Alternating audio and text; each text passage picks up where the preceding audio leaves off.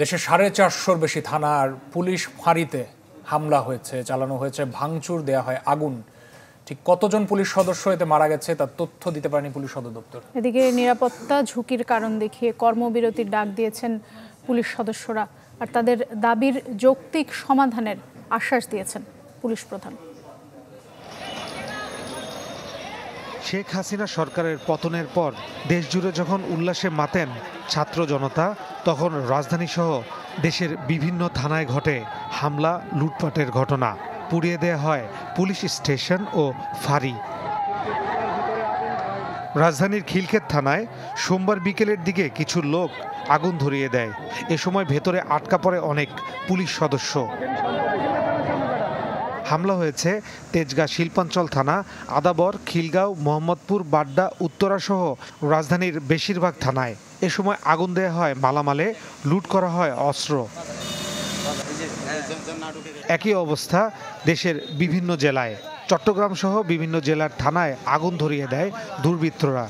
এ সময় নিহত হন অনেক পুলিশ সদস্য।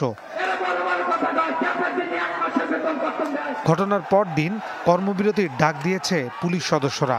জানান পরিস্থিতি স্বাভাবিক না হওয়া পর্যন্ত কাজে যোগ দেবেন না তারা।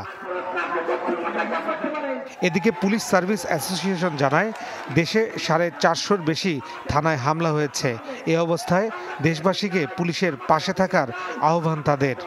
বিদ্যমান পরিস্থিতিতে পুলিশের চেইন অফ কমান্ড ভেঙে পড়ার প্রেক্ষিতে পুলিশের বিভিন্ন ইউনিটের কার্যক্রম চালু রাখার লক্ষ্যে পুলিশ সদর দপ্তরের অতিরিক্ত মহাপুলিশ পরিদর্শক জনাব AKM শহীদুর রহমানকে বাংলাদেশ পুলিশের সকল ইউনিটের সাথে যোগাযোগের জন্য কন্ট্যাক্ট পয়েন্ট বা কন্ট্যাক্ট পার্সন হিসাবে দায়িত্ব পালনের জন্য সর্বসম্মতভাবে মনোনীত করা হয়েছে।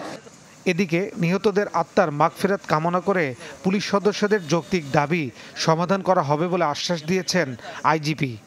সম্মানিত রাজনৈতিক নেতৃবৃন্দ ও বৈষম্য বিরোধী ছাত্র সংগঠনের সম্মানিত নেতৃবৃন্দকে পুলিশের সদস্য ও পুলিশের স্থাপনাসমূহে যাতে আক্রমণের ঘটনা সংঘটিত না হয় সেজন্য সকলকে আহ্বান জানানোর জন্য বিনীত অনুরোধ করছি।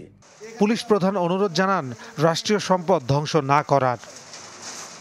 ফয়সাল হোসেন, চ্যানেল 24, ঢাকা।